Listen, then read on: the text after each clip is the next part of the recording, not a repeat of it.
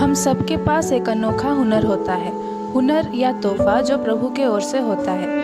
हो सकता है वो तोहफा या हुनर किसी और के पास ना हो जैसा आपके पास है। आप जैसा कर सकते हैं, आप जैसा बोल सकते हैं, शायद दूसरा कोई वैसा ना कर पाए। वैसा हो सकता है क्योंकि प्रभु ने हर किसी को हुनर दिए हैं उनकी प्रशंसा करने के लिए। प्रभु को जो लायक लगे उनके राज्य के लिए उन्हें वो चुनकर वो तोहफा हुनर के तौर पर दे देते हैं। पर क्या आपने कभी सोचा है प्रभु जो देते हैं क्या उसे वो ले भी जाते हैं? चलिए जानते हैं एक इतिहास की कहानी के जरिए, जो कि लिखा है इतिहास का पहला भाग उसका 10 अध्याय में। फिलिस्तियों ने इजराइल पर हमला किया और इजरायली भागकर गिलवा पहाड़ पर छुप गए। वही फिलिस्तियों ने साउल और उसके बेटों का पीछा नहीं छोड़ा।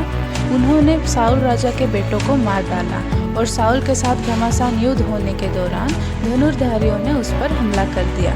तब साउल ने अपने हथियार ढोने वाले से कहा कि तलवार से मुझे मार दे, ऐसा ना हो कि खतना रहित लोग आकर मेरा ठट्टा करें। पर उसने साउल को कुछ नहीं किया। तब साउल खुद ही अपनी तलवार खड़ी कर आप ही उस पर गिर पड़ा और मर गया। साउल को मरा हुआ देखकर उसके हथियार ढोने वाले ने भी अपनी जान दे दी। साउल और उसके 3 बेटे, उसके घर के सब लोग एक साथ मर गए।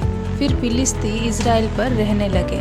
उसके दूसरे दिन फिलिस्तियों ने जिन लोगों को मार डाला था उनका सब कुछ लूटने के लिए चले गए और वहाँ उन्होंने साउल की शव को देखा और उसके वस्त्र फाड़कर उसके सर और बदन को अलग कर दिए और उसके हथियार और उसका कटा हुआ सर लेकर चले गए।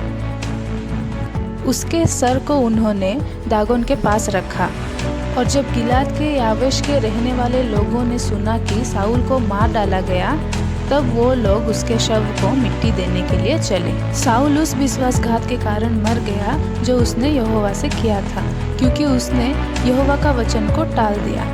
फिर उसने भूत सिद्धि करवाने वाले से पूछकर सम्मति ली थी, उसने यहोवा से ना पूछा। इसीलिए यहोवा ने उसे मारकर राज्य को यिशै के पुत्र दाऊद को दे दिया।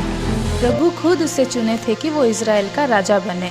उसे नम्र भी कहा था, पर अब वही प्रभु उसे विश्वासघाती कहकर बुलाते हैं। तो हमें इस कहानी से ये पता चलता है कि अगर हम प्रभु के दिए गए स्तर पे विश्वस्त ना रहें तो प्रभु हमसे वो स्तर छीन कर किसी और को दे देंगे जो हमसे भी अच्छा उस स्तर को संभालने लायक होगा। साउल से बदतर जिंदगी तो हमारी है। प्रभु के वचनों को टाल देना और उनकी सम्मति ना लेना, ये दोनों गलतियाँ मनुष्य जीवन में साधारण सा हो गया है। आजकल के लोग भी इन दोनों गलतियों को बहुत ही शिद्दत से करते हैं।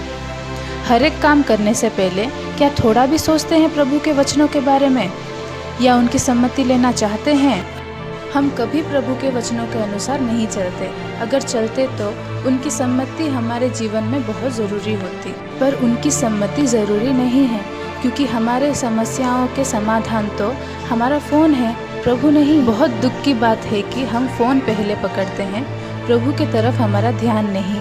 आइए इस social media, phone, girlfriend boyfriend के दुनिया से बाहर निकले और प्रभु के वचनों को और उनकी सम्मति को संभालें अपने जीवन के उन तोहफों के लिए जो प्रभु ने हमें दिए हैं। उन विषयों को खोजें जिनमें प्रभु ने हमें राजा बनाया है।